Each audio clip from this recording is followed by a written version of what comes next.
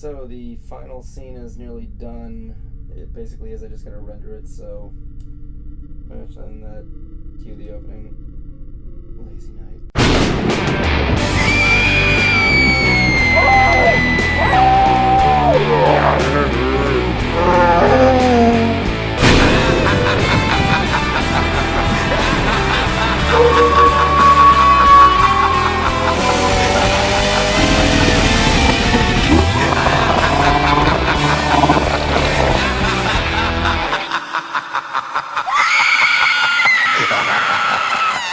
Greetings, everyone, and welcome to another nerdy episode of another Nerdy Talk Show where we talk nerd. I want to open up with a little bit of an apology. I did mean to put down an obituary for Ken Page, which was just crazy. Death had a very interesting holiday this week. Too many to count. I apologize for if I missed out on that. Anyway, I'm here, my usual host, Jeff. Hello. Yep. Yawn. That's me. Might as well just change that to your real new nickname there. Your new nickname is going to be Yawn. It's funny. People are like, oh, don't yawn. You're gonna make me sleepy. And I perk on like, what? Oh my god. So I'm taking I didn't really have enough time to do some laziness tonight because I got this fucking incident that happened to my face this week. So I got this sty in my eye. Ouch. Yeah. And first of all, like, I know I'm not going blind or anything, but it's like one of those things that's on your eye. Like, you know when you get a sty and like it's really painful. Mine is actually on the eyeball, right? So that's why if you look carefully, you can see like red on the side of my eye. Can you see it? I see what you're talking about. Let me see if I can put that in the one cam so people can have a look and see my disgusting new disfiguration. This is a nerd show. I'm showing you my bleeding eye. First of all, it hurt the first day, right? And now it's just one of those things where, oh, there's a lump on my eye. I want it gone. So that's how my week was. Jibby Jabs, what's yours like? What do you mean, like my... Your week? It's been all right. Just going through the motions and just trying to get through to the next day and just getting ready for the holidays, the wedding, all this other crazy shit. Is Jan invited? I'm just kidding. Mm-hmm. Am I invited to what now? I was typing something. You know, me now being nosy, fluttering my huge eyelashes at you.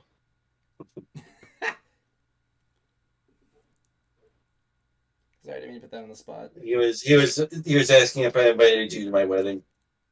Oh, you didn't. That's the thing, you got a big job ahead of you. We need you to light up the fireworks all the way in Oregon. Okay. Just get some fireworks and light them up for Jablonski. We are going to be just a little bit of a heads up. And as a bonus, we get to play Fallout. A little heads up here, Jan. We will be live streaming it. Awesome. Yeah. So you will be able to see it. Yeah. So yeah, I should probably. So yeah, how's your next week gonna be, Jan? Did you have a good next week? A good next week? Yeah. Oh yeah, no, it's gonna. My next week is gonna be pretty good. My next week is gonna be shitty. Yeah, I mean, yeah, make the best of it.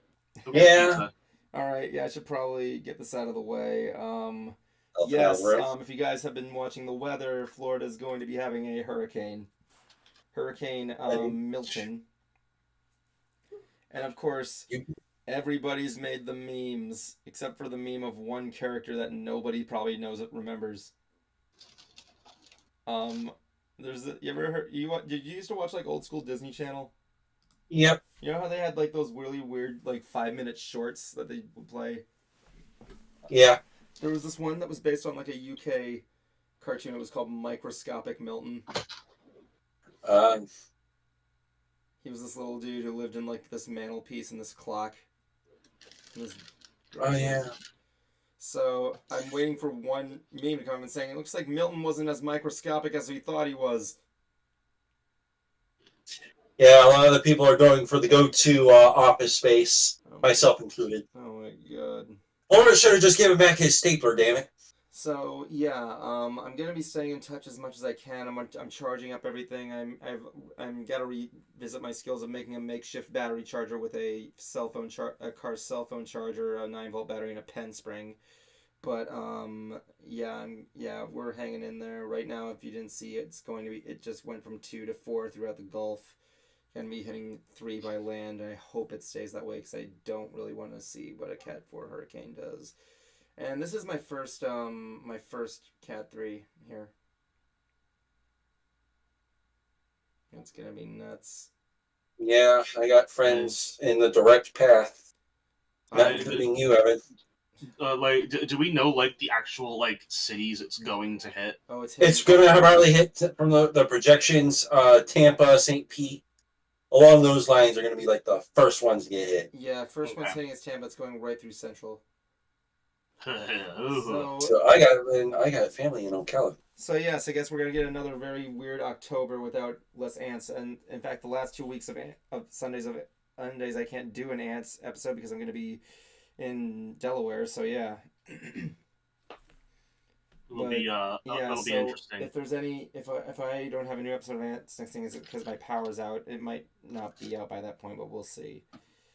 But it's gonna be quite an event. It's gonna be quite an event. The stakes are high for the end of this season. Yeah. Yeah. I don't know. At this point, I might as well just end it at the end of October. Might as well make this the last episode of the season.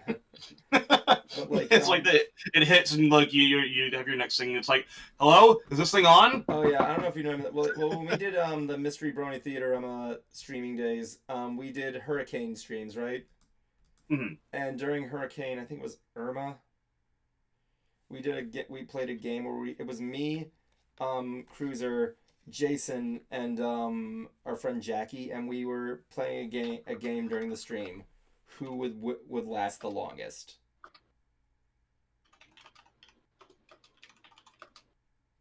And we know basically we just started a Skype chat, right, and streamed it, and we waited. We just had a conversation to see who would last the longest. Hmm? Cruizer lost his power first, then Jackie, then Jason. I was the winner. So it's just a matter to see which hurricane took out their power first. Of course, I wonder if it'll hit my old neighborhood. Of course, I hope it doesn't. That was not a neighborhood to have a hurricane, and I'll say that. No, it's not. I remember how bad it would get. Oh yeah. But I'm kind of just curious if like how bad that area is going to get hit, because I have a friend who's still there, and I want to make sure he's okay. Yeah. I really want to talk to him again. Yeah. I want to hang out with that guy. I miss him. It was a nice house. I miss that place every day. I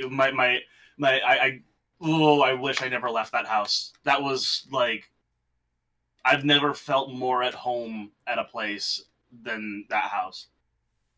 I would assume that's how a house would make you feel. I don't feel that way. I've never felt at home here, where I'm at now. You can always come back. It is. I could, but it has always felt like an extended vacation. Why not? Jablonski's trying to move back. You can move in with him. Not really. At this point, we'll see. It's nothing It's nothing concrete. I don't think you'd want me to do that. Yeah, he could be your house cat. Jan Finally, a job where I wouldn't have to pay rent. Yeah, he'd go around. He'd go like, Jan. Yeah. I'd sleep everywhere, rub my butthole on everything. Exactly. Yeah. Let's say you, Jablonski, you want Jan to be your new house cat. No, I already got 2 cats, and both of them are things in the ass. Oh my god! I'll bring you dead mice. He's just trying to teach you how to hunt. Yeah, it's like you're so shit at it. Here. Hello, Blue Psycho Ranger. How you doing? Sorry for that late response. I was busy trying to persuade Jablonski to make Jan his new house cat. If you don't, come on, Jablonski, if you don't do it, then we have to give him to Cruiser. Yeah, well, the Cruiser. I don't think Cruiser would want me either. Actually, Cruiser loves Cruiser loves cats. I think I'd make a pretty terrible cat, all things considered. But you have the power to go Nyan. That's true. I do. Blue Psycho Ranger, do you hear? I'm going to die this week because of a hurricane. Next week on Clerks. Love that. Love the Clerks reference. Next week on Clerks. I'm going to die. Why are we walking like this? Why are we walking like this? We're almost there. Be sure you're prepared to meet your maker. Objection, the pod race was pretty cool. The pod race was pretty cool. That was a good show. Who was driving? Oh, I was driving. How can that be? Yeah, I don't know if you knew this, but like there was a live action Clerk series that was supposed to happen. I've watched it. Yeah, oh God, it is not good. It is not good. Oh, Blue Psycho Rangers in Brevard, nice man. I'm in Polk. Let me give you my home address. Ask now and you get a free social security number of Jan's. I thought we agreed you also might ask now and you get Evan's credit card number. And the 3 digits on the back. Okay, I want you to actually 1, 2, 3, 4, 5. The fuck is this? I thought you were about to say that. It's like, it's just what he wanted. I feel so bad for the person who actually has 1, 2, 3 as the security number on the back. I thought you were about to say one. For a second I thought you were about to say 1, 2, 3 o'clock, 4 o'clock rock. I wish that was my credit card number. 1, 2, 3, 4, 5. That's outrageous. I have the same one on my credit card on my luggage. You want to know something that's God, I forgot what actually, Brazzy, I don't know if you've ever seen this video, Jan, but there's a video where Dylan Francis is performing Get Low with DJ Snake. Mm-hmm. So you never saw this? So they're performing Get Low, right?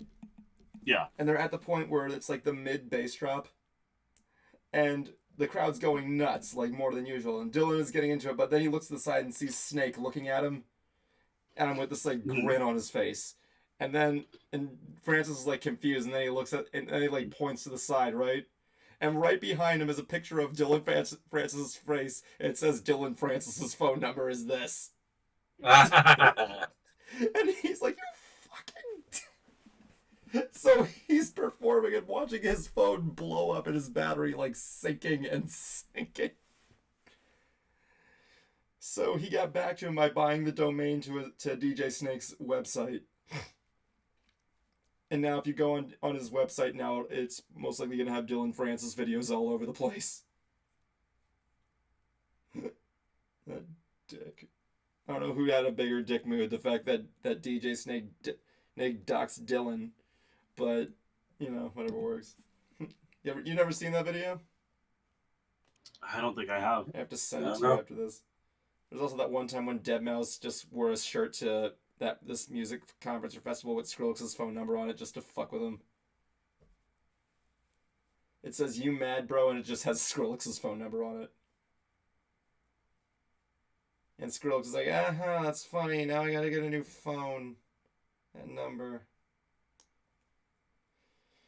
Skrillex, I miss you when you look like a freak. Yeah. I miss that side shave thing. Barf, not in here, mister. This is Mercedes. Mercedes. Mercedes. Excuse me. Hey, Mercedes. Who are you? My name. I ask myself that question every morning when I wake up and look at the mirror. There, Blue Psycho Ranger. Who are you? What are you doing with your life? Where are you? Why are you? Why is Gamora? The funny thing is that, like, I don't know what I was gonna say, sorry. I've been watching, like, I've been away from my house for a while because I've been at my girlfriend's place.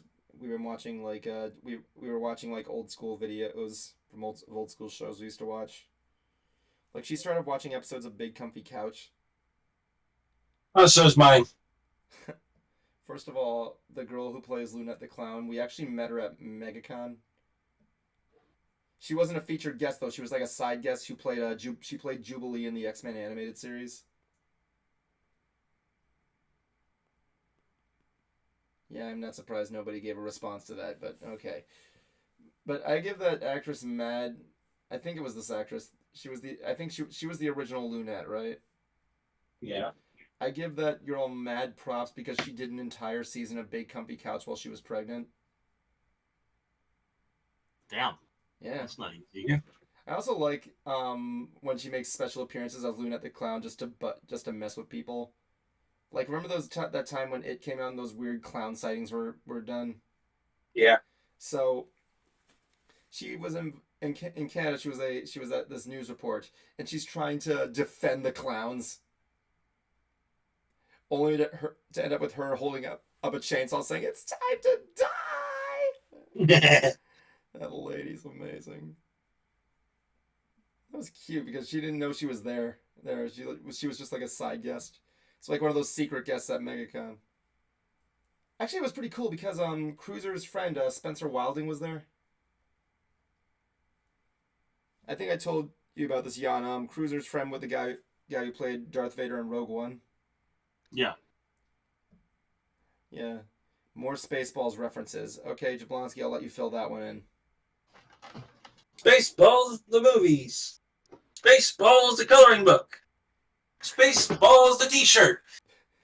Spaceballs, the lazy ass stream. I remember when Big Comfy Couch was a bit on the weird show, if I recall correctly, but it was still pretty watchable. Yeah, it was weird. They had fucking rats underneath the goddamn couch. Weird is an understatement. Not as weird as Alice's Adventures in Wonderland.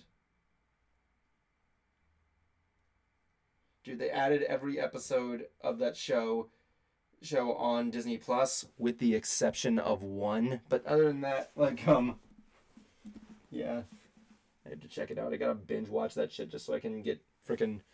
Why not? We're having a hurricane. I can download all the shows on Disney Plus and then just sit there getting boozed up and watch that.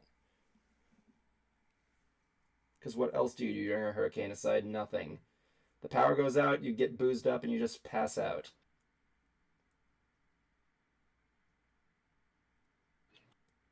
You guys are sadly silent tonight. Yeah, my attention is being pulled elsewhere, unfortunately. God damn it, Jan. I'll try this I thing. got So shit to do. There was an article. I posted about it in the chat, not like the ants chat, but the Your Art Here thing. I've been busy with that. Yeah. So there's a Return to Oz. I need to see that shit. So there was an announcement this week that there's gonna be a new Rugrats movie. No, I heard about this. So, Jan, you like the Rugrats, right? All right. Watched them when I was a kid. The original's good. Mm-hmm. The reboot was all right. The reboot. Yeah, there was. It was all right. I didn't like the reboot. I don't like what they do to all the adults. Like, Stu is like a gamer now. Grandpa Lou is like a hippie. They changed the best character into a hippie, and he doesn't even sound the same. It always was. No, he wasn't. He was a veteran. He was like a grade A veteran. I think it was after he met, what's her name? Is when he kind of just mellowed out more. Oh, really? Hell, there was one episode dedicated to him telling a war story that Tommy was reenacting. But, like, yeah, there's going to be a movie coming out. The first movie was good and a little dark. The second movie is sad but great. The third movie, I don't give a shit about. And now there's this one. Jan. It's going to be live action. Oh, no. With CGI. Oh, no. God. So, remember, you look up pictures of what the babies would look like in live action. Oh no. And it's one of the worst, and you get like the most disgusting results. It's kind of like when you go on like a porn site, right? And you get those ads on the side that says, "Hey, you want to watch cartoon characters fuck?" And I'm like, no. If I did, I'm not gonna. My lawyers have advised me to finish that. Oh my god! I know. I'm looking at that. I'm like, oh god, no! I don't want to see that.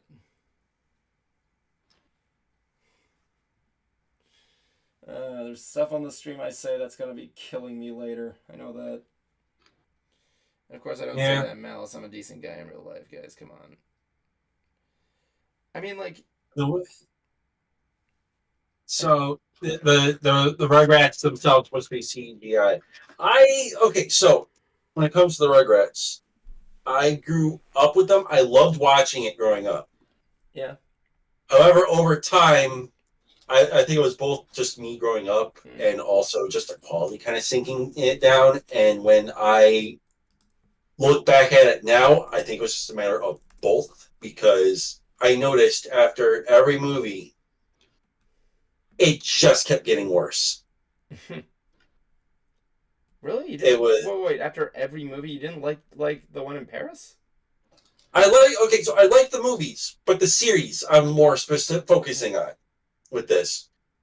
Every time that we got something, every time that a movie passed by, we get a new character, and that new character just kind of The breaking point for me, at least looking back now, was Kimmy. Yeah, I didn't really. She was just Tommy. If Tommy was a girl. Yeah, like I didn't hate Kimmy. I thought she was just like that was the time when I was open to new stuff, and she wasn't bad. She was like Tommy as a girl, but that wasn't bad. It was like whatever. It was weird. But yeah, I enjoyed. It's like I enjoyed it. The movies in Paris is one of my favorites. Oh yeah, Paris was really well done. Funny thing, that I mean, you could say the one in Paris was really swell. Yeah, like for a product of its time and the quality of it, of what you would expect, it was not bad. Yeah. I liked it. I think the crossover was unnecessary. Yeah. The one with where they cross as with the wild thornberries. With wild thornberries. Dude, I gotta rewatch that series. I've seen clips and bits of the reboot. It's the same old shtick. They just changed a few things around. Mainly with the adults, but yeah. Yeah, with the adults also though too. They finally did what everyone knew. Phil and Lil's mom was. I mean, yeah, she was completely like buff out. She was bisexual, wasn't she? So back then they made her this like tomboy masculine woman. Yeah. Looking back at it now, we all realized what they were going for. Yep. I mean, I didn't give a shit about their dad. The only thing I knew about we didn't know anything about him aside that he was married to Betty. He liked to watch Tinkering with Toothpicks, and also so he wanted to direct. Yeah, they just went, okay, let's just make her a lesbian because it's kind of what she was. If you really think about it. Indeed. At least they could have given him an explanation of what happened to him. Yeah, they could have. The way that it's like they did that,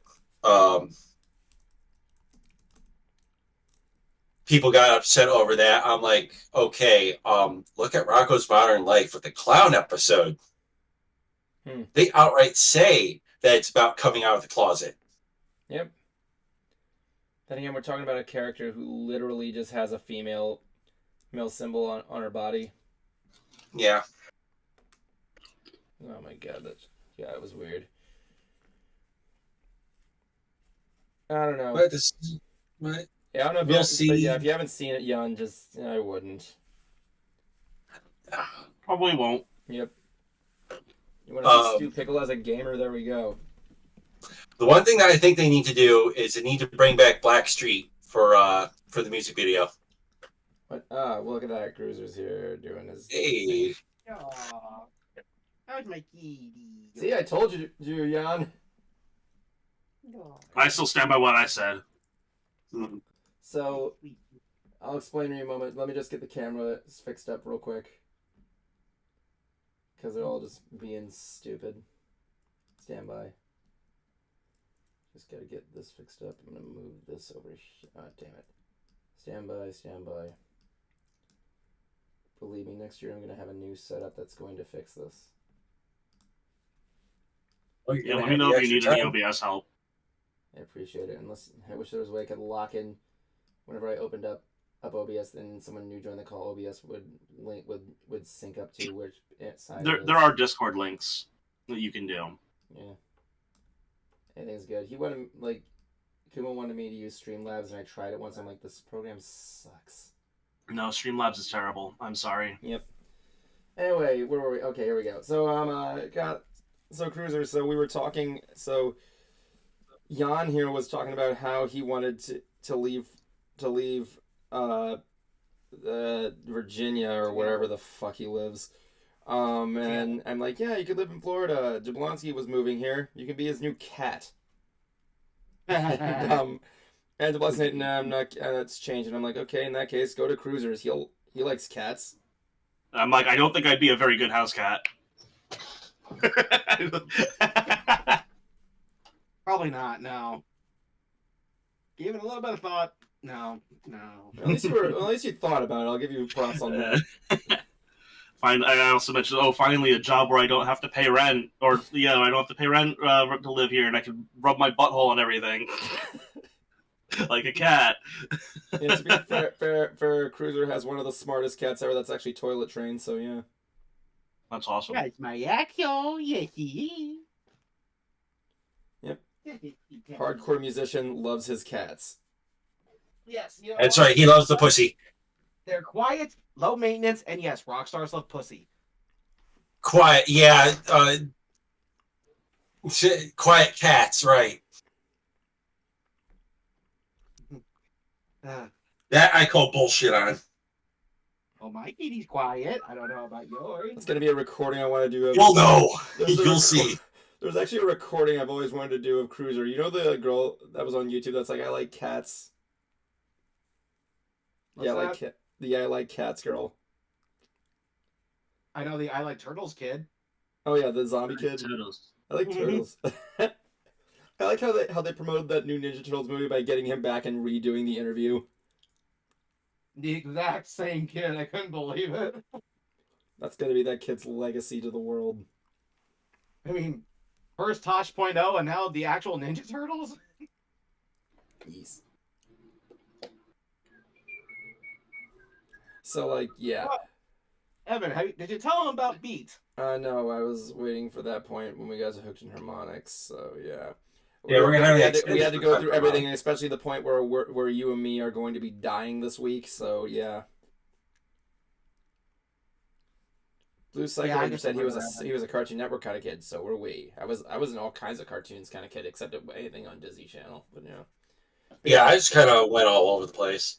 But yeah, I was telling them, Cruiser, we're gonna die this week. We are? Yeah. Getting a big visit from Milton. Yeah, I'm gonna kill you, that's right. Let the record show that the concert Cruiser just admitted his real name is Milton. Is this a real thing? My last name is Bradley. Milton. Yeah. Like I was telling him, when everybody's making like the same meme jokes, but I'm like to myself, like the only joke I want to see is there was an old Disney Channel short series called Microscopic Milton, and I want to make a meme saying, I guess Milton wasn't as microscopic as we thought he was. Let's take a look at the radar right now and see where we're at. Big shout out to Blue Psycho Ranger who's in Brevard. Well then, okay. Still hitting 3. Like, I posted a video earlier saying there's a scene in Aqua Teen Hunger Force where it covers, like, global warming and, like, you know the wooden grill episode of Aqua Teen Hunger Force, Jan? I got to eat your boogers. Huh? You know the episode of Aqua Teen Hunger Force where Frylock makes the wooden grill and Shake gets that illegal Soviet one that, like, melts the polar ice caps? Yes. So, you know the scene where Carl's, like, house is flooding, he's like, he's trying to hold up, save his dad's amateur porn. I love you, Dad, and all those money shots. Yeah, that basically be my room. Yeah, I basically said this is the concert cruiser trying to save his autographs. I love you, Spencer, and all those money shots. Spencer, really? I don't know. I couldn't think of it. The first thing I had to go to was Spencer. Oh my god, he had a lot. He had a lot of money shots. Give me a break. Yes, if that does happen, I'm going to Photoshop your head over Carl's house and Carl's face and just like have autographs floating all over the room. I mean, you got insurance on all those, right? How the hell do you insure an autograph? I think you can. Renter's insurance. Can you put insurance on autographs? Anything? Okay, so people forget about fucking renter's insurance, for the love of God. Anything that's inside your apartment, inside whatever you're renting, can be covered by insurance. Yeah, memorabilia insurance. Apparently that's a thing. Collect insure. Collectibles insurance services. You might want to invest in this, like, when you can, Cruiser. This autograph insurance policy provides you with peace of mind. If anything, I should look at vending at a con at some point. It's not really what I was intending, but yeah. Wait, how old are you again? How old are you again? 39. I'd say wait till you're 45. I don't know, just because part of me has thought about it, and there is a thrill of starting over. Starting over your autograph collection? Mm-hmm. Yeah, there you go. You should learn how to be an authenticator.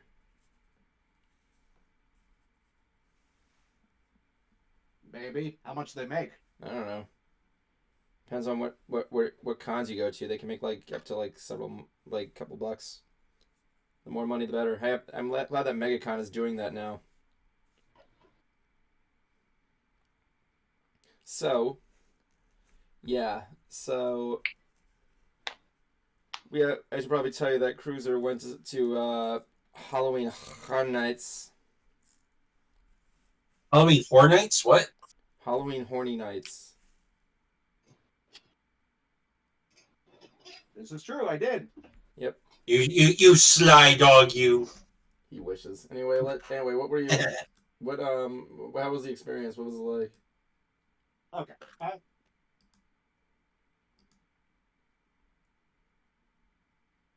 Crowds. Not as packed as I thought it was going to be, because the storm canceled a couple of days, and you can actually reclaim those days on that particular weekend. But oddly, there wasn't as many people, so that's a plus.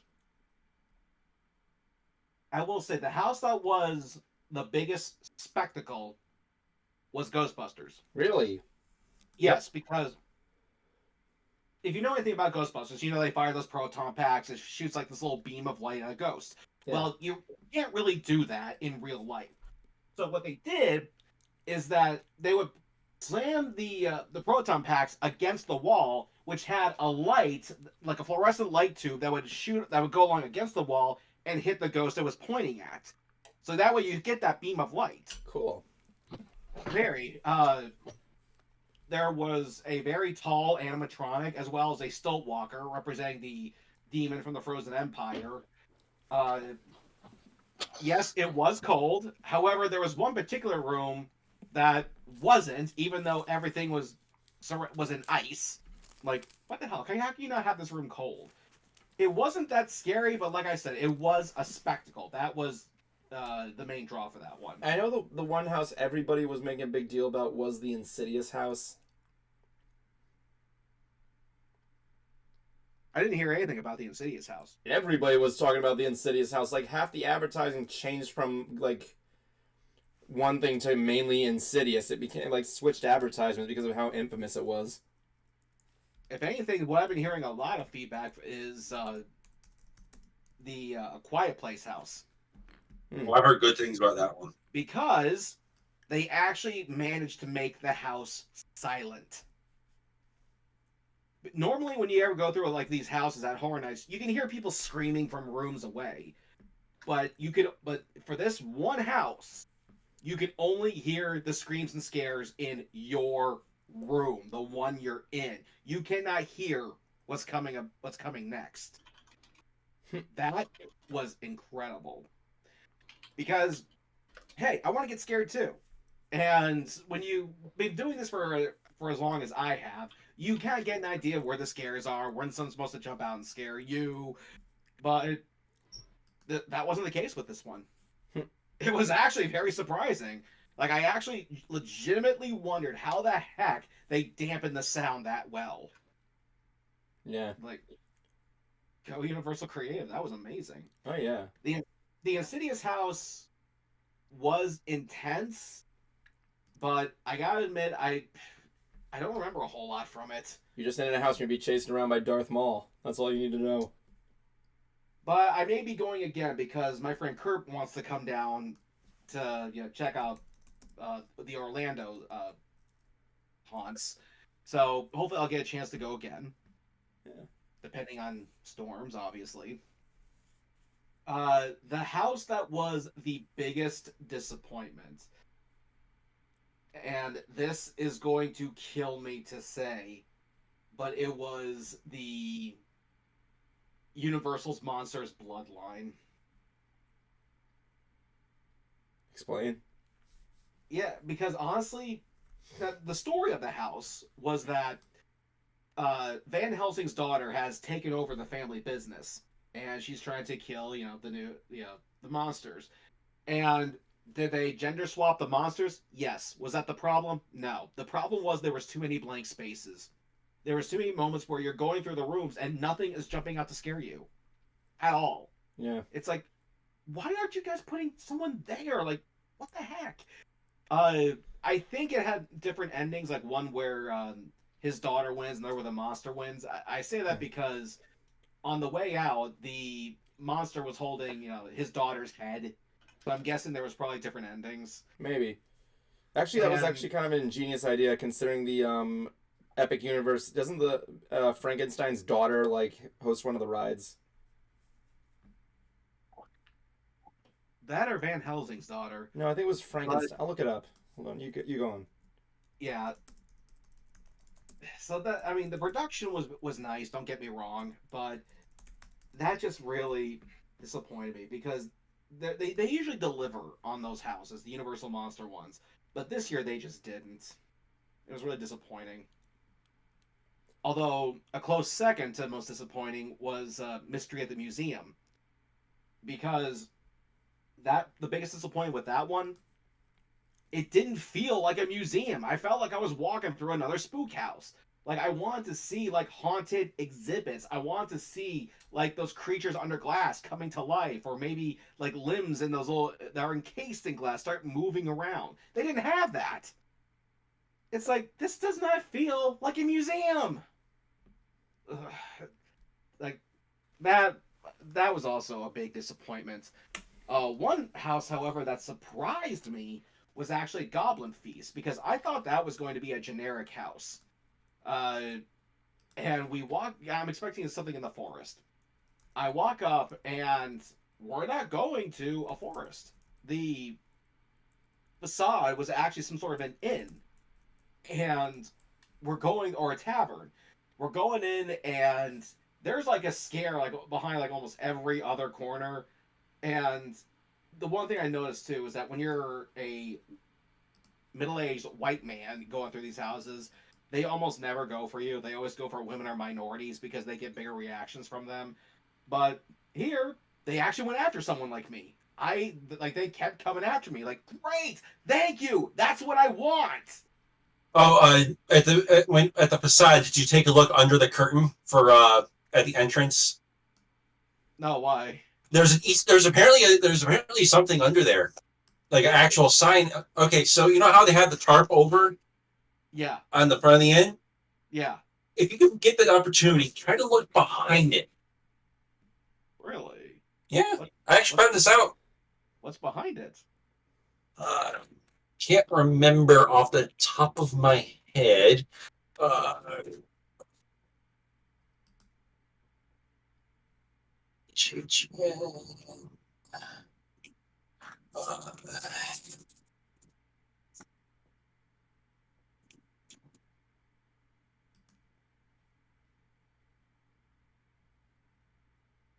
Some pictures.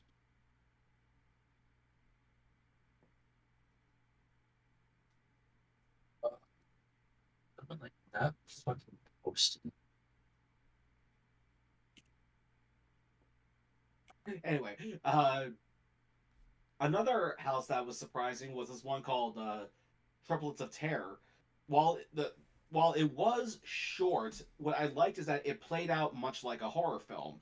Because if you ever watch a horror film, it starts and there's like that immediate scare that happens. It kind of sets the tone for the movie, and then it goes into present day, and then you see kind of the evolution. Oh, go ahead. I found it. There's a sign behind the banner. It says "Human Chop House." Okay, I'm gonna have to look for that then. And it plays out very much like a horror film. You kind of see what these triplets who went missing, and then you see what they did to people. How lovely. Another was this candy factory one. Now, because when I came up to this, I was expecting something like Willy Wonka. Oh yeah. However, that's not what it was.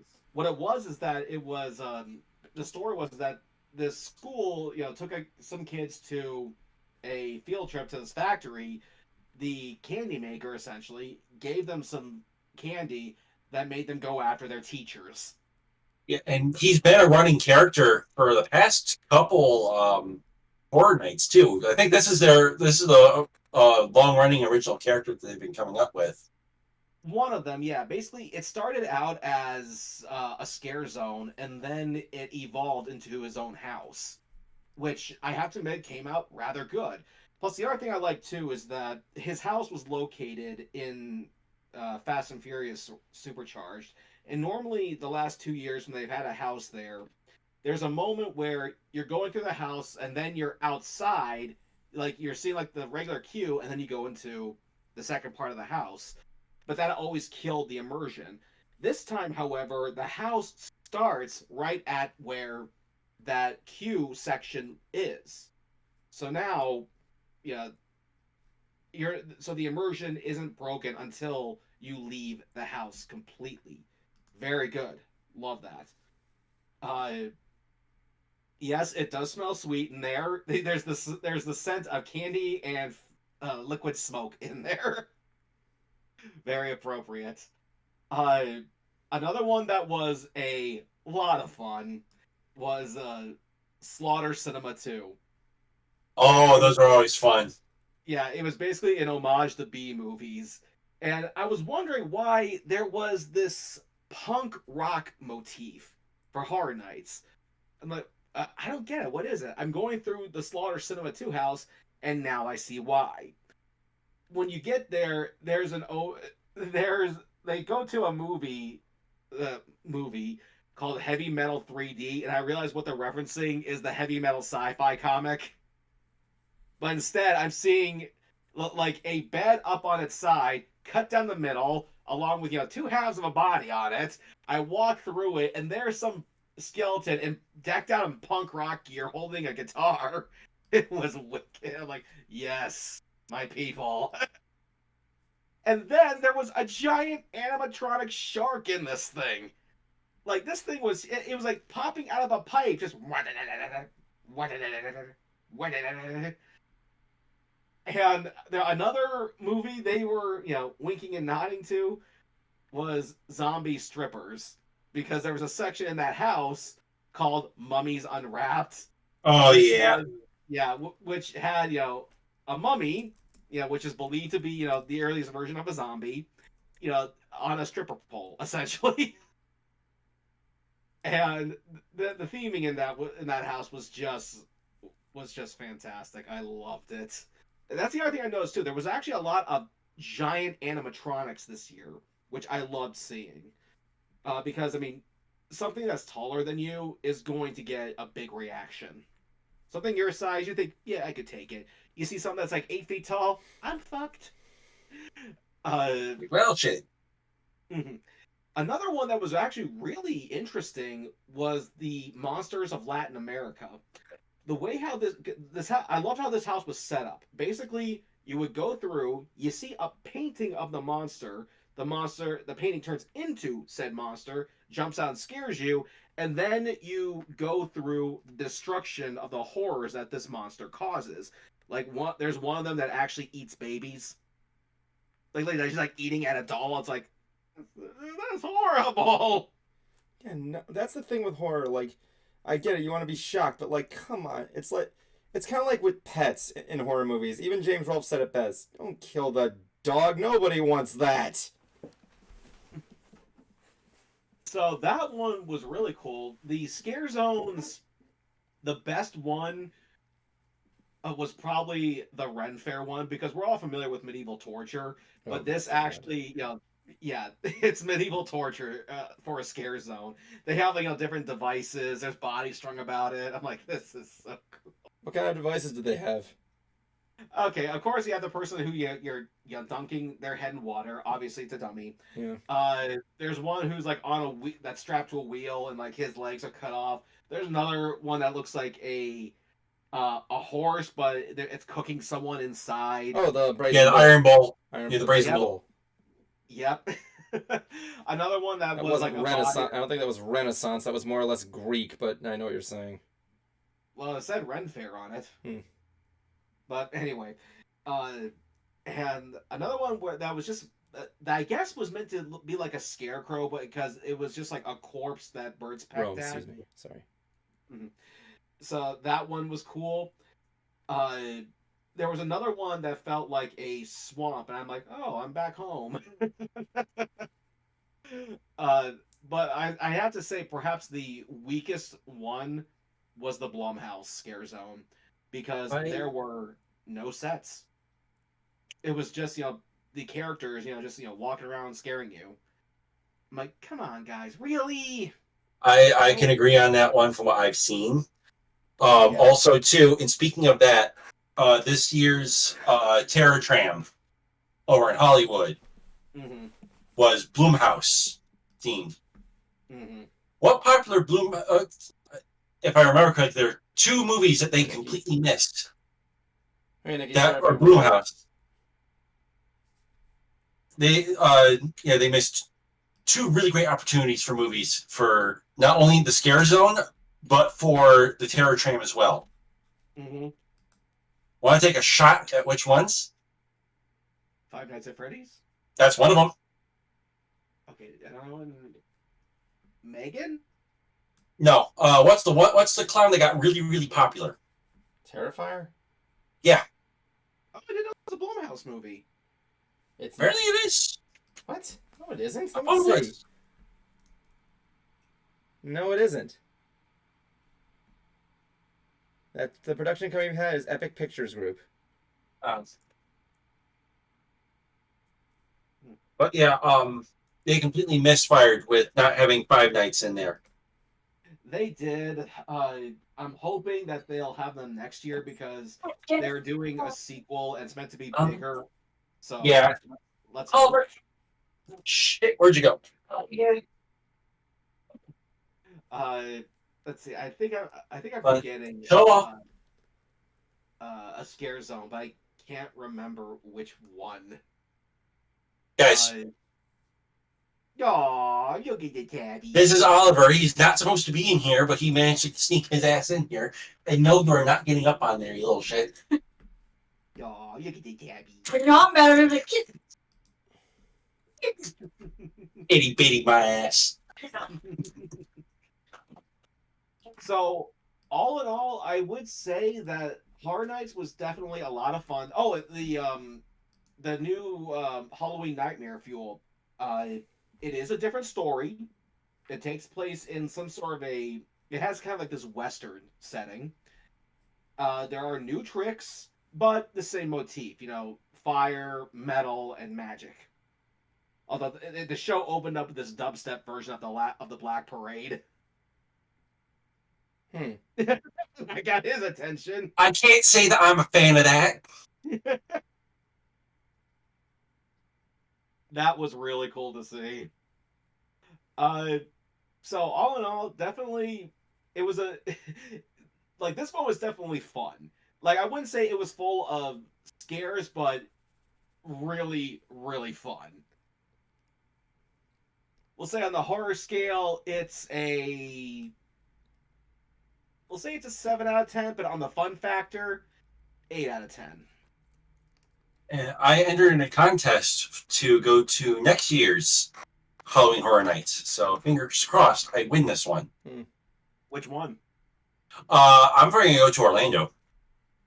The big one. Yeah, I've heard the as much as I would love to, as much as I'm tempted to go to one in Hollywood because they got a lot of the better exclusives and the Terror Tram. Well, I've heard that the one in Hollywood is really inferior to the one in Orlando, actually.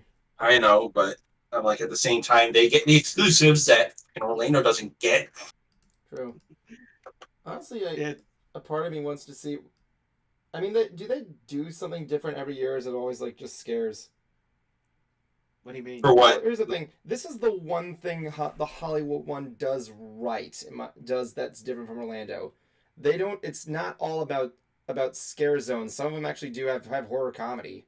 My favorite one used to be the one where they have with Child's Play, where they have this puppet of Chucky just roasting the audience. You can ask him questions. Funny enough, that thing was awesome. They have that in They have that the Hollywood one. They made it look like a late night show. Yeah, I know. I like how they were more experimental with like not just banking on like horror, but at least having some fun with it with some horror comedy in there. And on top of that, yet again, fucking Hollywood got a weekend house. Fuck the weekends. All right, Jan's been quiet and I don't like it. Jan, you're gonna talk now. Jan. He's got his mic muted. Dude, your mic is muted. I think he's got that intentionally. Yeah, I think his attention's away. He's been working on art. Jan. I gotta look up the scare zone here. This is gonna drive me crazy. Like, which one did I miss? The most important one. Menu. Jan, please show up.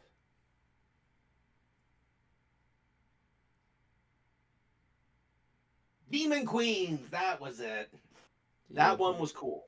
Do you remember last year they had the insect house and I saw a video of it and I'm like, oh my god, there's spiders in the insect house. That was honestly okay. I will say this. I don't care what that is one of the best houses that I've ever seen. What? That house is one of the best houses I've ever seen. Oh yeah, people are afraid of bugs. Again, I'm just saying that as a nitpick. I'm like, spiders aren't insects. Also, to Terror Tram, I think it was like the year before or that same year, was more insect based. And the host of the Terror Tram was an exterminator that was a bug in a skin suit. Think Men in Black, the first movie. Oh, with friggin' what was his name? Winston? Yeah. Or was it just not Winston? I forgot his name. One of the treats they were serving were actually Ghostbusters s'mores of those little snakes. Oh, I saw that. I heard those things were fucking amazing. I took a video of me eating this thing and going, my endocrinologist is going to kill me. Sorry, Dr. Muniz. Oh, my God. Yeah, what do you guys say about that? Still nothing.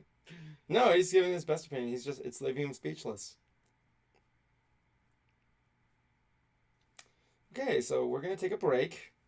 hopefully Jan will wake up again, and we're going to talk about Beat. And a couple other things, too. Yeah, sure, why not? But we're going to talk about Beat next for this week's on harmonics, so stand by.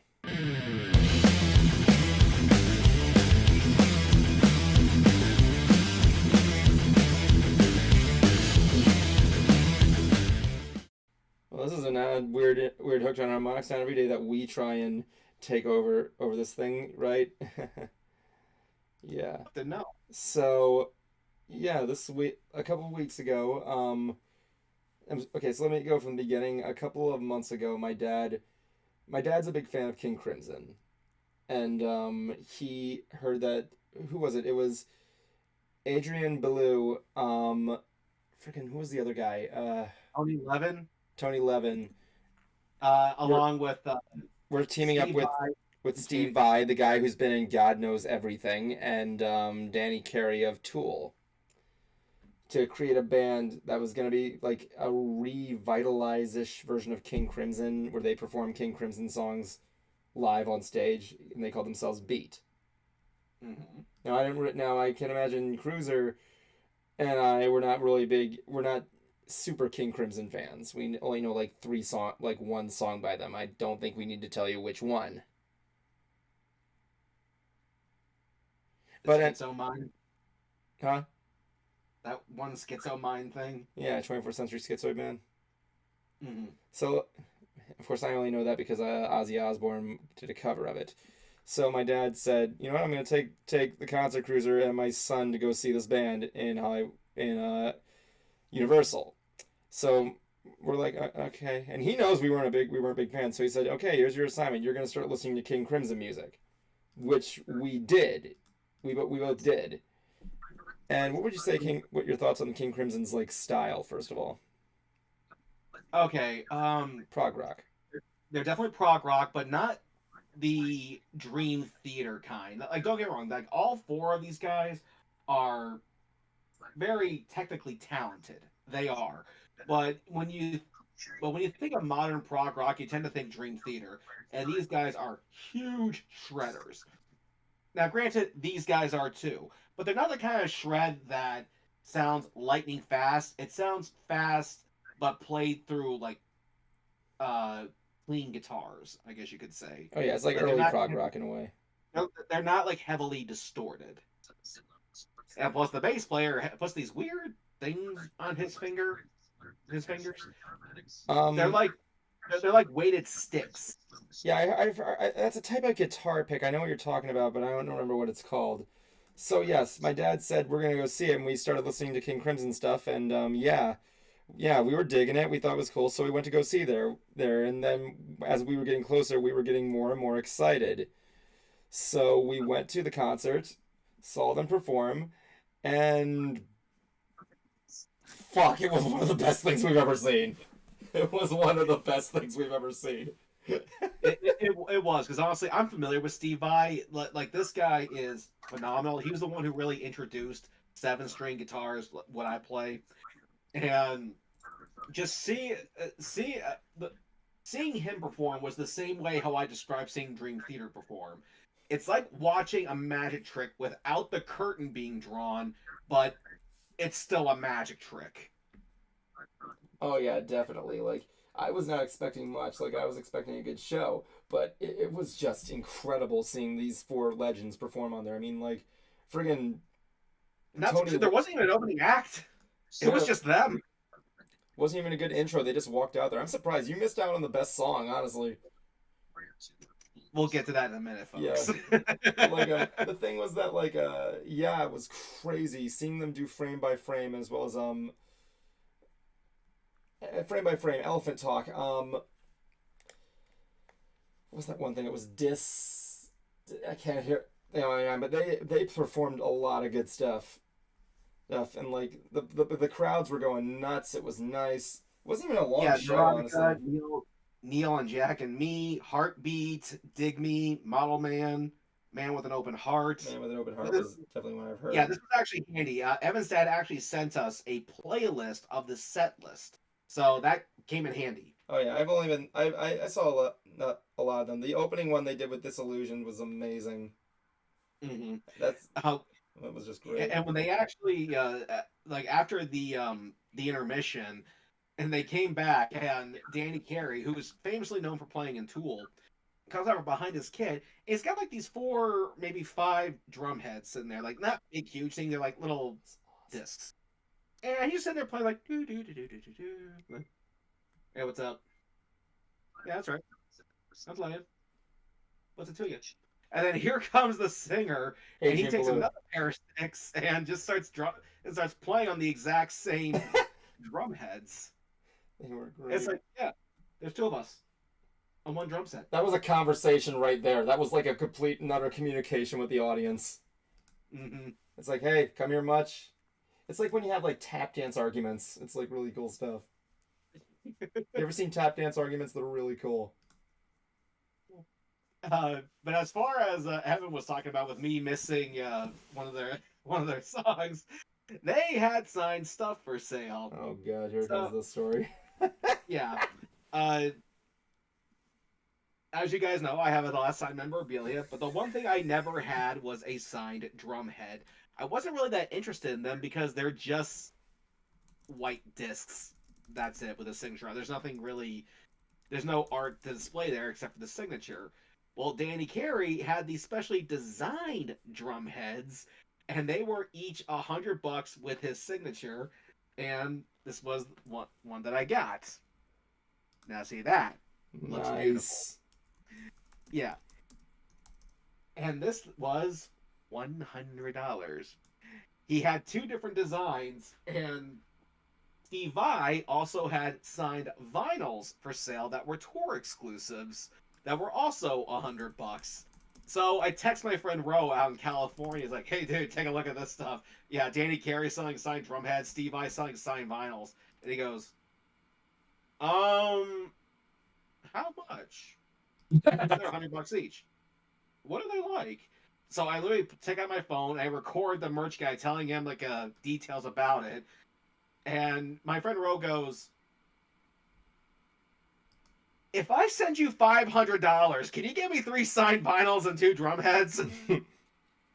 I went, okay.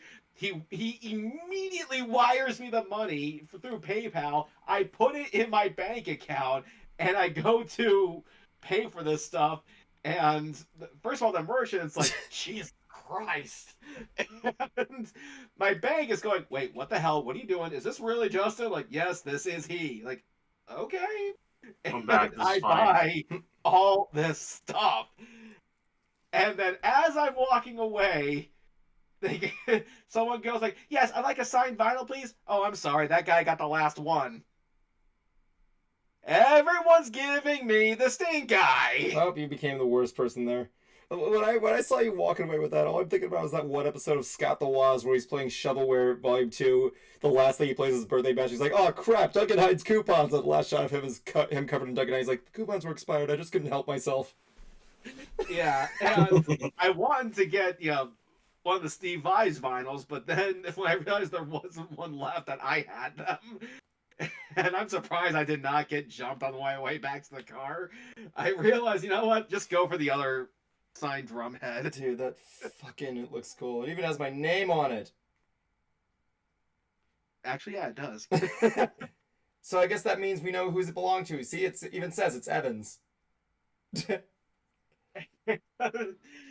And I just sent my friend the signed vinyls. Now I gotta send him the drum heads.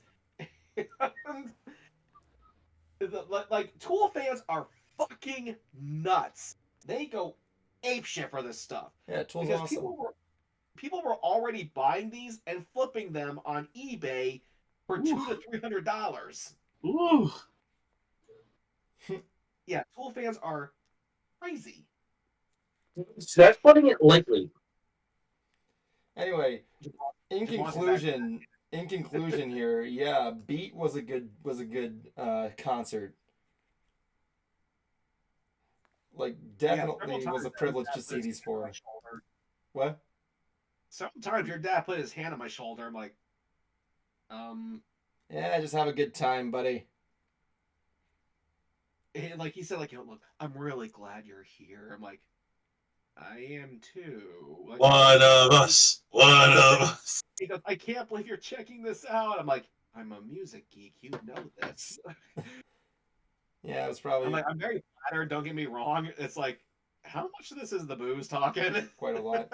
But yeah, my dad really it was a real privilege to see these four legends on the stage. It was really cool. You're like, yeah, and enough. Funny story that happened beforehand. Okay. Evan's checking out the giant Epic Universe model, and we're seeing the Universal Monsters area, the Dark Universe. And Evan's kind of like looking kind of bored, and he's like, "Ooh, you get to feel the werewolf's breath." I wasn't bored. I was just saying. Yeah, you're like, how? Like, yay, you get to feel the werewolf's breath. How long do you think that's gonna last? I go, longer than the Yeti. And Evan the floor laughed.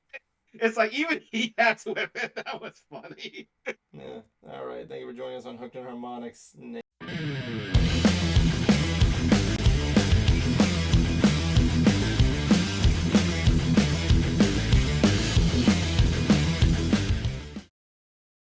So yes, so that we're back. Jan is back. I'm back. We're gonna talk now. You're gonna participate in this while I sit here and I don't know. Look at this stack of post-it notes that I got. So you want me to kick it off? No, I just knew you were gonna say that, so I said it at the same time. Bastard. You're a bastard. Damn Skippy. Bath time. Okay, so anyways, I kind of had this idea from a coworker of mine. She was talking about Hello Boss and one of the songs that they had called Cotton Candy. She was like, "Oh, this is like the song of the summer," and I'm sitting there. I'm like, "No, but what really is the song of the summer this summer?" And the only other music guy I can think of is Cruizer. I had this conversation with. Okay. So, what song do you think was the song of the summer?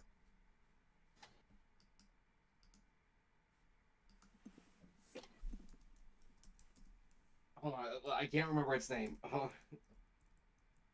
But I have an idea.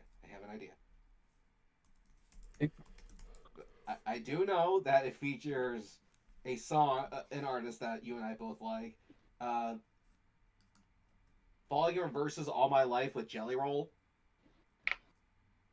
Not a bad one. I think it is I Had Some Help by Post Malone and Morgan Wallen.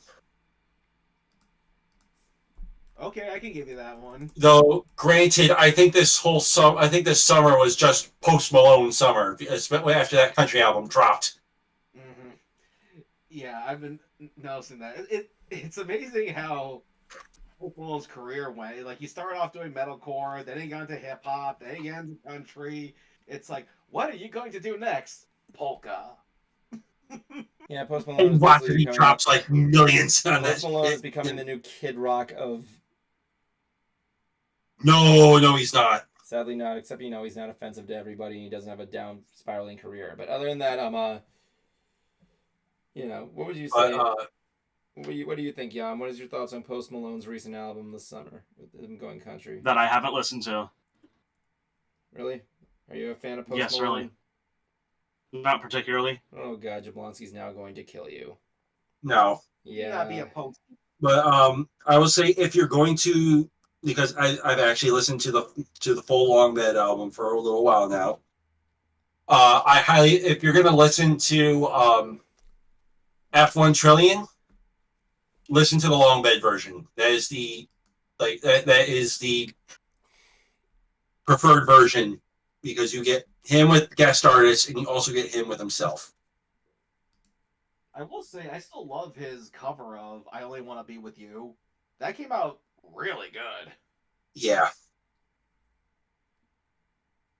I mean, like, it's definitely a great update on a classic, and it's, how should I say this? It definitely sounds like he's singing with emotions with it. He doesn't sound phoned in.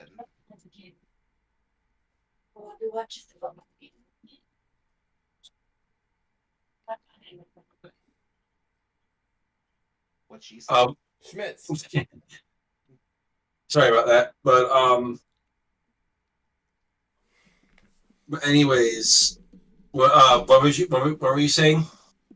His cover of "I Only Want to Be with You" doesn't sound phoned in. It sounds like he actually tried to put some emotional feeling into it. I'm such a baby 'cause the Cowboys make me cry. Of course, he's singing about a football team. Yeah, but the way he makes it sounds like something a bit deeper than that. He really just switched the teams around to his favorite team because that's like one of the really the only change in the lyrics I noticed. Mm-hmm. But it's still on the same topic, so it still works. Mm-hmm. And you should listen to since he's done some touring around. He has done covers of other country songs.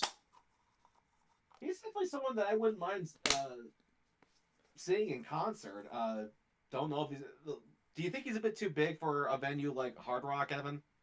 I don't know. I know he was at Universal at one point. Because it's getting harder and harder for bands to do arenas these days. Yeah, I mean, like, it depends on what they are. I mean, I like when they do smaller venues. Arenas are like, okay, let me just be real here. How many of you have done arena shows? You? Been a long time. That. How many of you, aside the fucking Concert Cruiser, have done arena shows? It's been quite a long time. So you can confirm you've been to one. Yes. Okay. I've been to one. You've been to one. I don't know if I have been. I guess Aaron Carter maybe, but like. Oh yeah, I've been to a couple of them. I saw Paul McCartney. We saw the Gorillaz. Was that an arena show? Yeah. I always think when I think arena show, I think like outside jip with the things. I don't really like arena shows, honestly. For me, if you're going to do an arena show, you better put on a show. Like, I want to see something more up there than just a backdrop and the band. What was your arena show, Jan? Oh God. I've been to a few, I think. Okay, which one did you say off hands?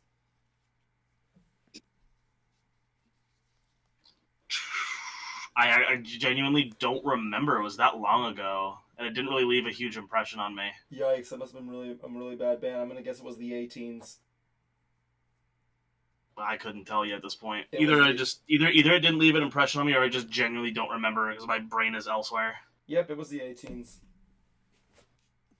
For me, I wanted to see with Rascal Flatts. Fan of ABBA.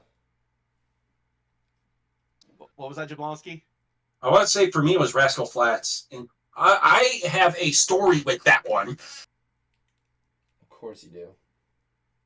Yeah, probably one of the worst concerts that I've been to. Oh, ouch! And it was a gift from my mom because we both liked Rascal Flatts. Oh. So if the headliner for that one, I think, was Kelly Clarkson. Ooh. She not the headliner, the warm up. Ew. Yeah, she was on there for almost 2 hours. Oh my god, I hate those things. And Rascal Flatts is only on there for like maybe 45 minutes to an hour. Yeah, I mean, Cruiser, you saw Ozzy Osbourne as an opening warm up act, didn't you? Like, for what concert was it that one time? Technically, you could say he was a warm-up act. Basically, when Ozfest 2006 came around, he actually headlined the second stage on a few select dates. Yeah, but like, what was that one concert you recently went to where he was the opening? You sent me one thing. You actually sent me him singing "No More Tears." This was like years ago. Was it? You know, the last time I'm really thinking here. The last time I saw Ozzy perform was at Fort Rock Festival 2018, but he was not the opener. He was the headliner. Oh, I thought you would say it was the opener. I was gonna say I could have sworn that. I was about to say Ozzy Osbourne was a 2 hour opener, but not just because he was Ozzy Osbourne, because he had to figure out how to sing again. But like other than that, like, but yeah, but like so yeah, Kelly Clarkson as your opening. Yeah, she was on there for. What year was this? First of all. Oh, this was like early. This was like mid 2000s. I was about to say, isn't Kelly Clarkson like dead or something? No, oh, she's fat. Really? Yeah, the American Idol winner's fat. Oh, this I gotta see. But anyways, she was on there for like 2+ hours, and oh my god! I will say I'll at least give this. Yeah, it wasn't the worst. Kelly, this was the worst arena experience. Kelly, my worst. What the fuck happened to you? My worst concert experience has always been, or probably will be, Trapped. Oh yeah, I remember you won a meet and greet with them, and the guy was a total turd. Yeah. I mean, look, back then meet and greets were hard to come by, but if you won one, you expect it to be special. And yeah, all he did was just sign the CD here, and he was chatting it up with other people. I'm like, what the hell? And then when he started doing all of his bullshit, that's why I essentially dropped the whole band entirely. I will give him some credit. He actually has shut up. I will give him that. And even when I saw them live not too long ago, he still shut up. I gotta give credit where credit is due. Okay. He did not run his mouth. But probably one of my best concert experiences. 10 years. I saw them twice. One of them was had a few openers. Good. And they had that, and they also had an acoustic tour. Ooh. That I went to. I didn't know they did that. You having fun, Bernardi? What? Also, I got to see Red Jumpsuit Apparatus. It's my first rock concert. Mm-hmm. It was them. There was two other leading. I want to say the one warm up band that I fucking loved from that was The Last Place You Look. Sadly, they broke up. Oh man. They had one last show, but the album that I got, they signed it for free. It was like $15 for the album. It's like, hey, we'll all sign it. Like, awesome. Actually, no, I don't know if it's in storage. No, it probably is in storage. Yeah, speaking of signed albums, I actually have a couple of new ones. The first one I got was the new album from Coldplay, Moon Music, and I gotta say, these guys have the most pathetic signatures I have ever seen. Hold on, let me just get it up. That's what he said. Like, this is the most generic signatures I have seen. Like, this is supposed to be Chris Martin up here. You can see the C. There's a line, and there's a little dot. Like, dude, that looks fucking ugly. It looks like a smiley. It looks like a human face emoji. That's basically your reaction. I mean, this is I don't regret getting this because it is at least real. After being burned by Ozzy and Hardy, at least it's legit. But for the love of Christ, guys, work on your penmanship. That's some Sharpie shit right there. That's how Jan signs his art. He just does it in Sharpie. I'm not signing shit unless it's in Sharpie. Now, as far as the album itself goes, Moon Music, or what you could call the Bright Side of the Moon, the best way I can actually sum up this album is if Coldplay did the Minecraft soundtrack. And this is actually especially vinyl. It's pink, yay! It's and they're especially number 2. Like, this is first edition pressing 15131, and they actually had their own little booklet that went with it. And also these glasses. Now, I thought these were like 3D glasses, but that's not what they are. They're the kind of glasses where when you see like a blinking light, you see a picture that goes with that light. Cool. Yeah, and in this case, what you see whenever you look at a light is that rainbow curve that you see on the album. Cool. Yeah, so I'll give them credit for, at least coming up with a good packaging for this thing. Yeah. But still, like, your signature, though, guys, looks fucking boring. And then next week. Last time. Say that again? And then next week, we both get an autographed CD. Yes, we are. Anyway, Jan, what were you saying? I just made a quick joke. I just said last week on Clerks. From our last week. But yeah, the CD that Jablonski and I were talking about. As a matter of fact, we should actually do an unboxing like on stream when they arrive. Well, that depends if we're alive next week, but I hear what you're saying. But let's see. But the other ones that I recently got. Let's see. I'll go ahead and take this down off. All right. Try not to be too long there. I've been on you all night. Okay, I won't take this one out of the frame. We have Scythe. Scythe. And again, like those look like a real signature.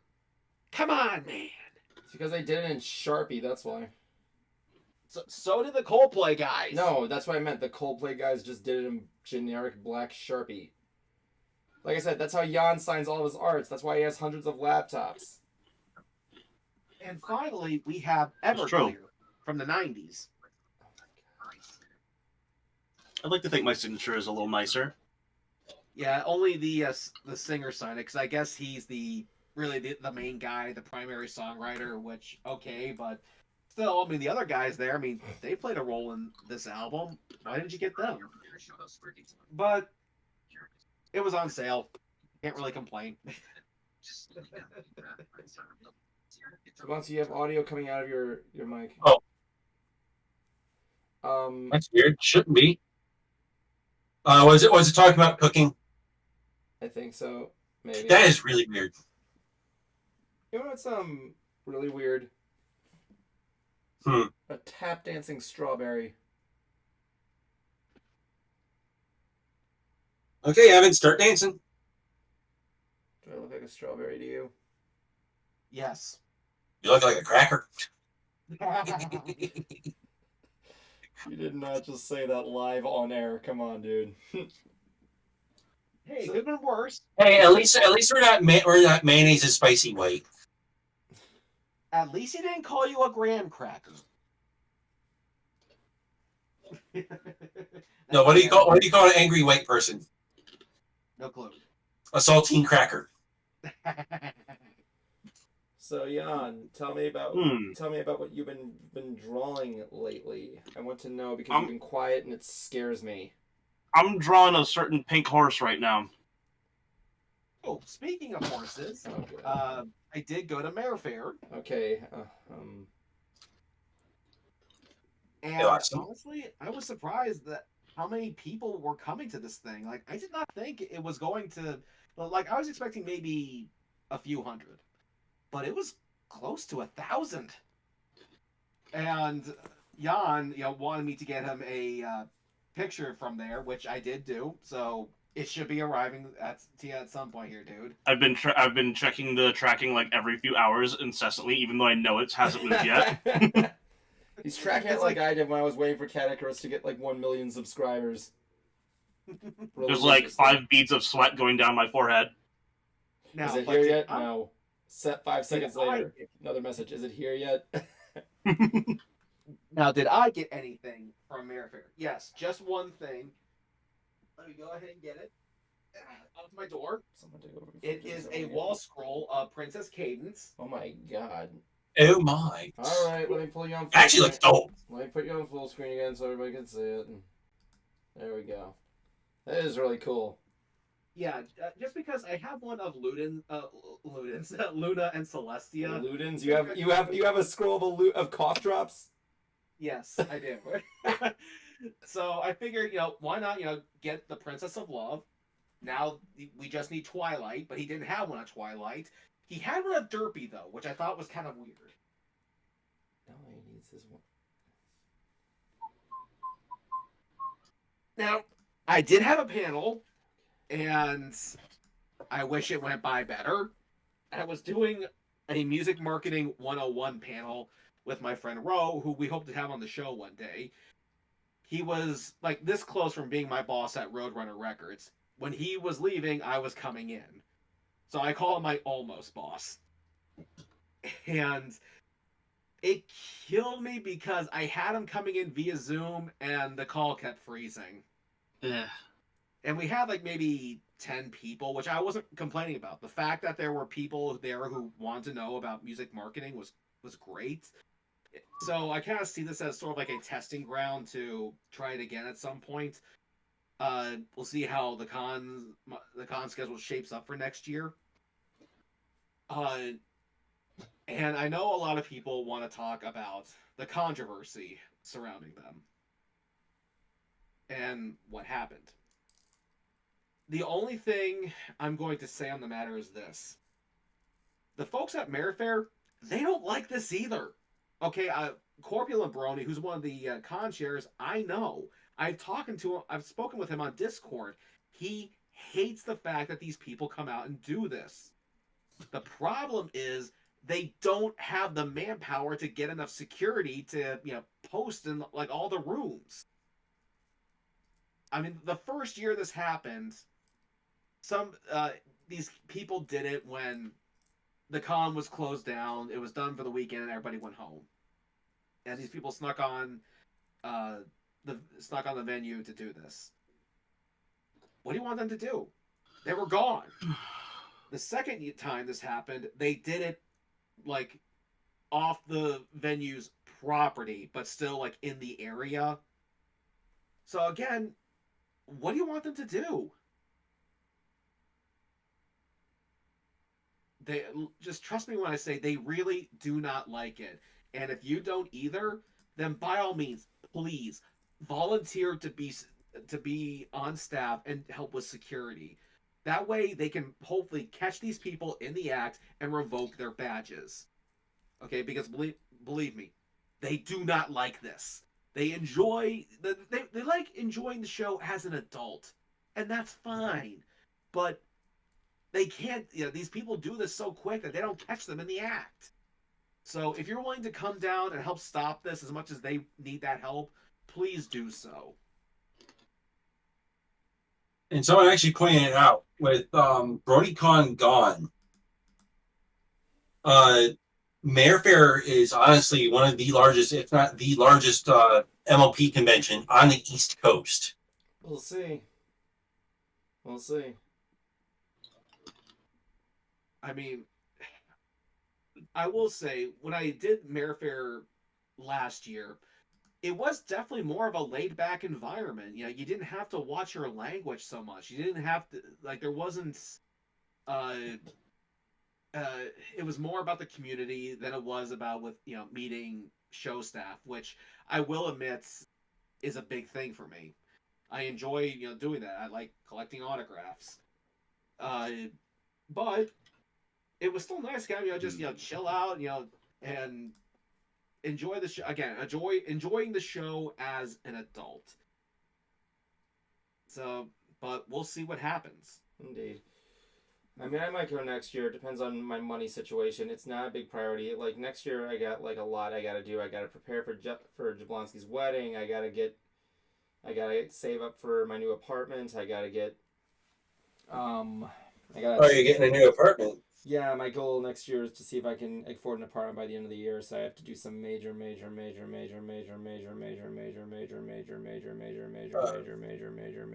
savings. Mushroom. Not like it's gonna cost you a whole lot. We'll see what happens. Because honestly, it's been a while. It's like I'm kind of just out of going to the cons unless a whole bunch of friends are going and it's near me. But we'll figure something out. I know. But it's like at the same time, it's like for me, Pony just doesn't really do too much for me anymore. It's like I'm not really back in. I don't really care to watch the show or any of that. I'm more of a community based right now, and I'm just kind of like more chilled out. Mm-hmm. It's like, do I think? And yeah, I'm just kind of like with the whole controversy. I agree with Jan, but at the same time, I do know where Cruiser is coming from and all that. Oh, of course. It's like, does it need to be put to a stop? Absolutely, because honestly, and well, yes, while I am more community based, while I am not really that interested in going to PonyCons, that doesn't mean I don't want this convention to succeed. Yeah. I want any convention to succeed. Hell, it's the reason why I go to so many local ones. I just went to one yesterday, in their third year. And apparently the crowd numbers came in over almost 4,000 people. I also need to clarify, right, like, about that whole shit, like, I'm speaking my words like this. I also just need to make sure for my own sanity that I'm not going to go out of my way to tell people to not do that. Because obviously people are going to do whatever the fuck they want. And I know that if I try to go out there and say that shit, then I'm going to get slapped. And Lord knows I'd like to see that. No, please do not slap me. Please do not slap me. I'm not talking about. I'm not talking about. Stream, the moment you see Jan in real life, you're not gonna give him a handshake or a high five. No, just slap him right in the butt. That is not the kind of slap that I'm talking about. You know what I mean. Slap. Clap. I forgot about that. But yeah, I'm just kind of. I'm not indifferent on it. I obviously have a stance, but it's like I just want this convention to succeed just as much as probably anyone else would, and I'm glad they got the numbers they got to. Yes, they really do need to just kind of mitigate this. Yeah, get the shit sorted out. Get the shit sorted out, indeed. I want to see what they can do.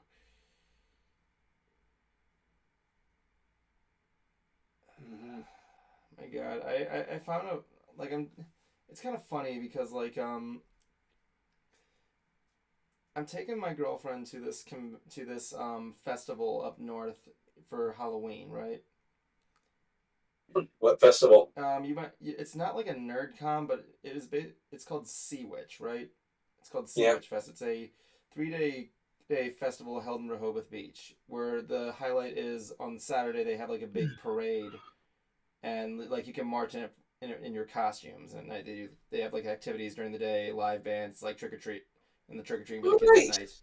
It's kind of like I brought Cruiser to Sci-Fi Bartow one year, which he didn't like. And, wait, did you like it? I don't remember. I don't remember hating it.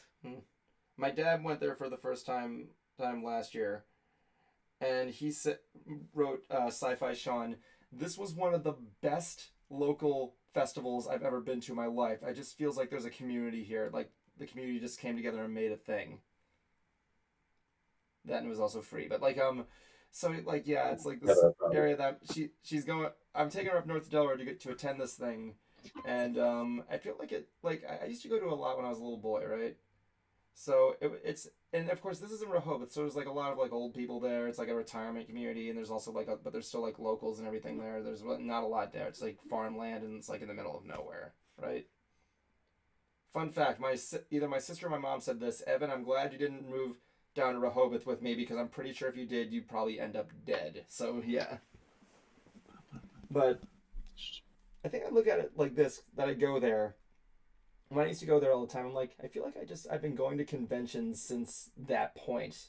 I mean, yeah, this was like a craft fair kind of deal or like community event, but like still, I feel like it was just like, it's a once a year tradition, maybe a festival, but still felt like I was going to some convention. Honestly. Oh, so I actually had a funny conversation with my fiance. Really? I want to say a couple days ago. Really? Better make me die after. No, it was yesterday. We got back from Giganticon, and we got the little lanyard with the badge on it. Ironic. Yeah, and I hung it up on my hook of badges for conventions I've been going to. I've been going to conventions for almost 15 years.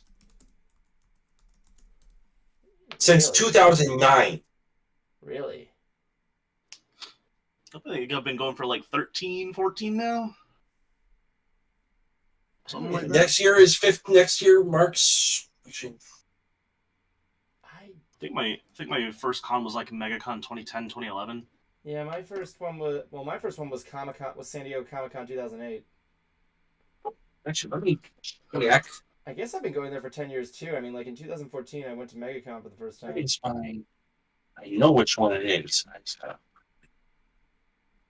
No, 2010 was my first convention. So yeah, I've been doing this thing for 14 years. No. Yeah, 14. Damn, I'm old. You are old. I mean, like, I'm the youngest one here. Oh, wait, sorry. No, that's Jan now. Yeah, I was about to say, I'm right here. Jan's like 14, so I'm not really old. Oh, yeah, totally. I'm 14. Yeah, 14 years. Next year, everyone who's known me for years, like, always feels extremely old whenever I see what my actual age is now. I missed it. How old? I'm 27. Still young. Enjoy while it lasts, man. Get that body in shape. But like, that's the thing. Like, that's what I'm working on. When you start seeing me on the stream, you might as well call Jan on the baby ant, babe ant. Yeah. You hear that, Evan? You're not the baby anymore. Like, when you were about to see me on, like, did you expect me to like have a beard or something? What, you? Yeah. Didn't you have one for a while? Oh my god, yeah, the COVID beard.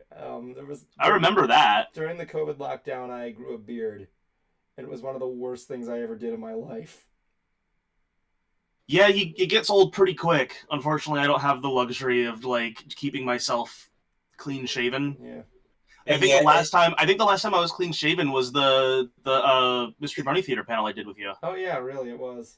I think that was the last time I had no facial hair, and now I trim it like every other shower that I take, and it sucks. Like if I let it get out too much and I go to sleep, I'm like, this is terrible. I can't lay on my face anymore because it just digs into my face. My facial hair is so thick that it just digs into my face and it sucks. I hate it. I did a stream where I shaved it. I'm shaving my COVID beard. I kind of wish Cruizer would grow a beard because then if it was to be the four of us, I'd be the Ozzy Osbourne of this group. And yet here I am with a fucking beard. Yeah. Me too. I mean, I used to have a soul patch at one point. Full beard's where it's at, man. Or like what do you call those little triangular beards underneath the lip? A goatee? Yeah. Well, no, not like that's under the chin. Oh, under the chin, yeah. Okay. Yeah, I'm talking about. You know what I'm talking about? The little one that's right here, the little triangle deal. Yeah. Yeah, I don't know. I can't remember. Cruizer? No. You alright there, buddy? I do not want facial hair. No, I'm asking if you know what kind of beard that is, where it's like the little triangle underneath the lip, not the goatee beard under the chin. Huh? I thought it was a soul patch. Is it a soul? I guess it could count as a soul patch. But yeah, I'm actually with Higgins on what he said about trimming it. Oh, yeah, I used to do once a week. I trim I'll trim it like about once every week or every couple weeks. I shave my neck every week. I do the whole thing every other shower. Grooming tips on ants. That was unless you're willing to make the commitment, beards are a commitment. Same with tattoos. Right now, if I shave my entire beard off, I think I look bizarre. Like what's the? I only have to do it once. I only have to do it once a year or once every other year because of work. And Cruizer, you would probably know why. Yeah. Yep. I hate the fucking fitting so damn much. So I want to know. They were like, "Oh, you just have to shave the bottom." I shaved the bottom. My beard just looks so fucking weird. So what's the deal with the tattoos? How do you maintain that? Do you have to like shave your arm or something? You have to like shaving. While it is an option, I do it because it makes my tattoo look nicer. You do have to lotion it every day, and you cannot take those extremely hot showers anymore. Those scalding hot showers, you can't take them anymore. Why? If you do what? Sorry, I got to close my door. Yeah, you can't do the extremely hot showers anymore because it will fuck up the tattoo, especially during the healing process. Ooh. Yeah. I do plan on getting another one on this arm. What are you gonna get? The core drill from Gurren Lagann. I'm gonna have some of the energy. I'm sorry. What did you call that series now?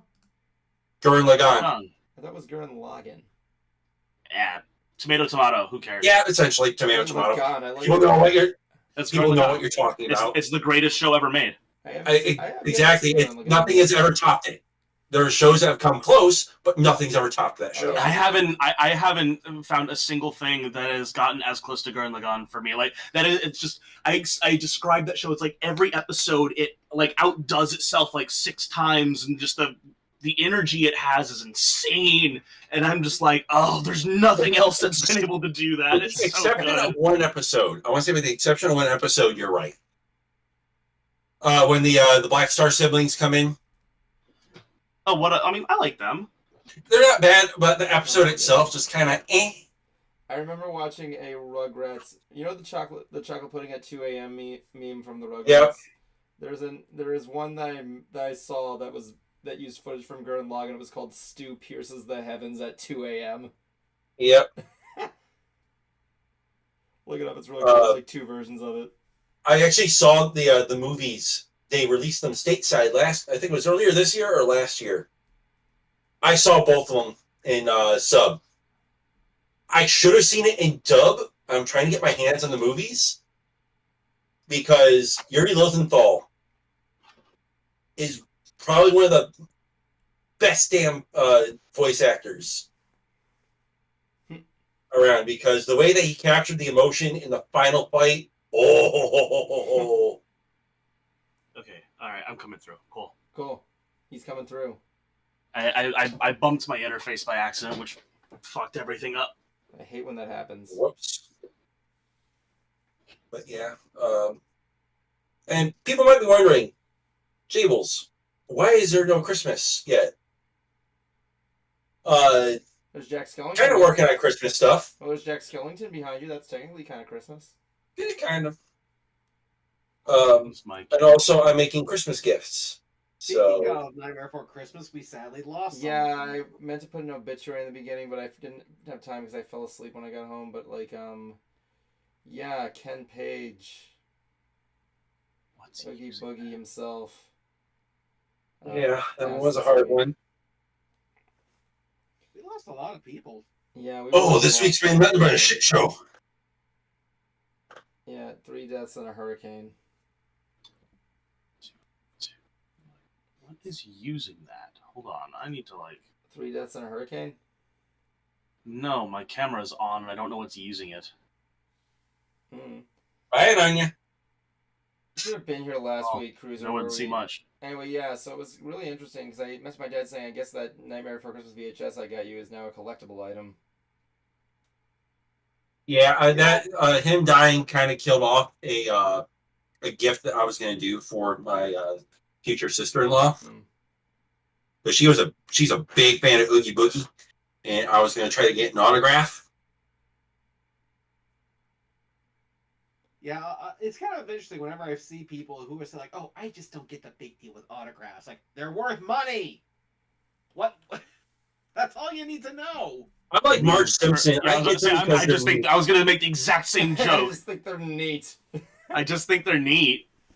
And it's like I get them because I think they're cool.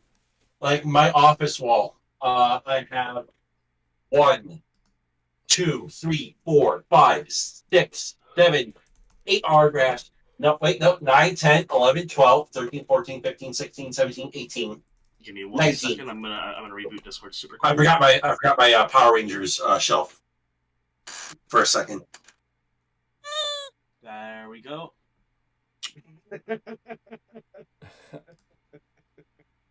And that didn't fix shit. What's going on? I want to know what's up with this. I don't know what is up with this. I get them for special reasons. I might dip again for like 2 seconds, but I'll be right back. I'm not like leaving. You're gonna turn to dip? What kind of dip? Fun dip. Okay, okay, see.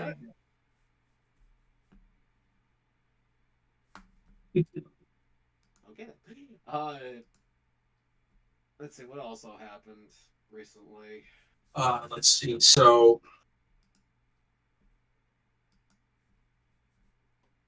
what other autographs? So I got here. No, I have autographs out in the living room. I need to actually do a tally to see how many I have on my wall. Yeah, you need to do a tally of how many you have in general. I have some in storage. One of them I really kind of wish I can get out, but I have nowhere to put it. 2, 3, 4, the original Skeletor.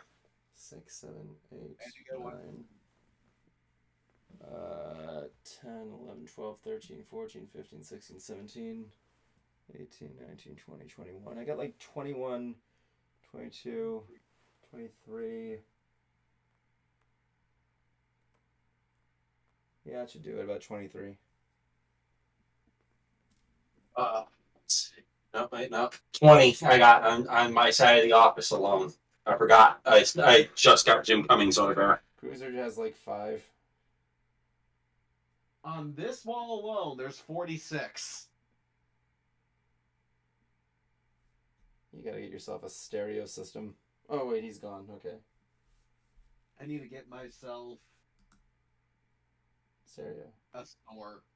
I need to get myself a store. And let's see. I still have conventions for I have conventions for next year. Cruiser, what you need is a what are those things called? The a safety deposit box. I don't think I can fit all these in a safety deposit box. Or like a vault or something to keep all those in. Oh, there actually is something here that. So, let's see. I got Anime Sonica next year. Oh, good. Anime Sonic? No, it's a anime and sneaker convention. Oh, an anime sneaker convention? Along with a Asian food festival. You should send pictures of my dad. He likes sneakers. So there's that one. Central Texas Comic Con I might go to. It just really depends on who shows up. The Epically Geeky Expo got renamed, and they're hoping it stays that way. They're calling it Cosmic Con. My audible, am I coming through? Yeah, you're good. Yeah, you're good. All right, cool. And then there's Bell County Comic Con. And I'm probably gonna skip. I might not skip Giganticon next year because it's right before the wedding. Let's see, and I also got a new graphic novel. This is from the band Bad Omens. I think I've heard of that band before. I don't know if I have or not, but it sounds familiar. I talked about them on Hooked Up Harmonics. But basically, this is based off their latest album, and it's basically about a crime syndicate. And I'm really looking forward to reading this.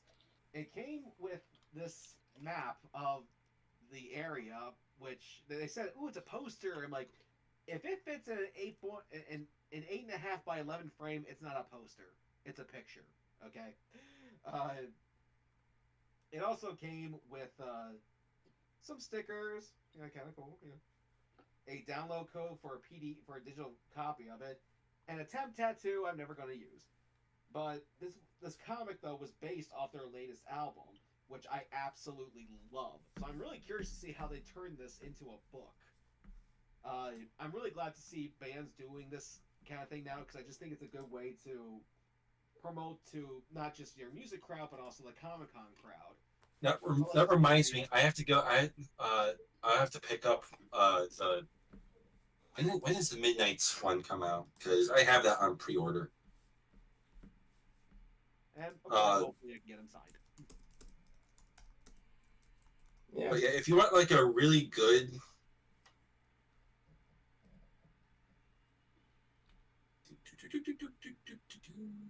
Is it released? Is it already out?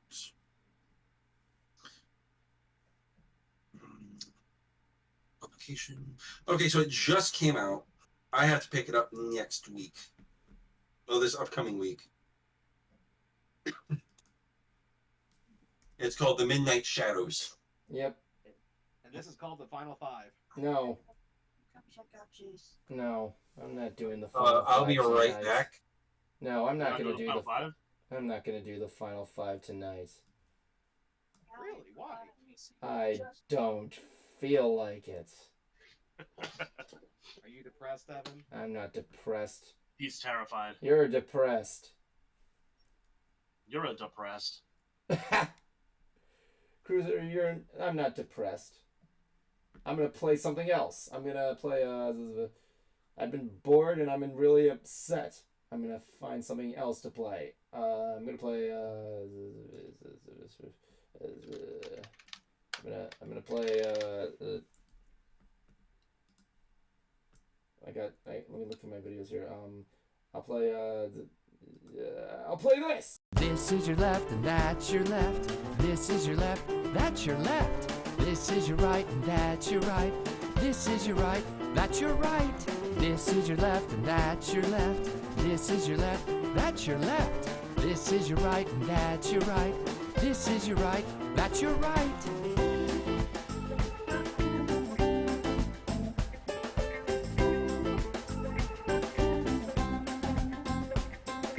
That's your left and that's your right.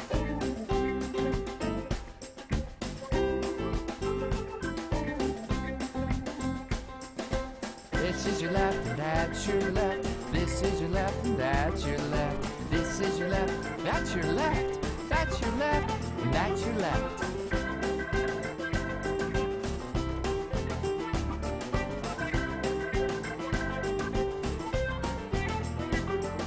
Left. Right. Lean to your left. Lean to your right. Lean to your left. That's your right. Lean to your right. Hey, you got it right. That's your left and that's your right.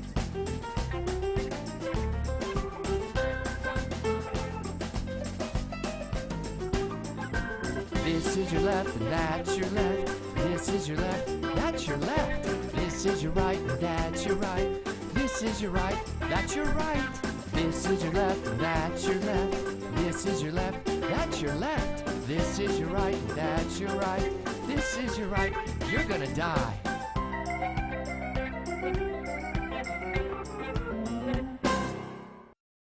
See, wasn't that satisfying? Now you know which side is your left and which side is your right. Yeah. Yeah.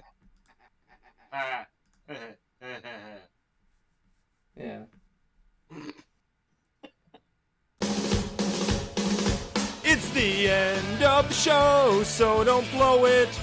It's the end of the show, so don't blow it. It's the end of the show, so don't blow it. End it right.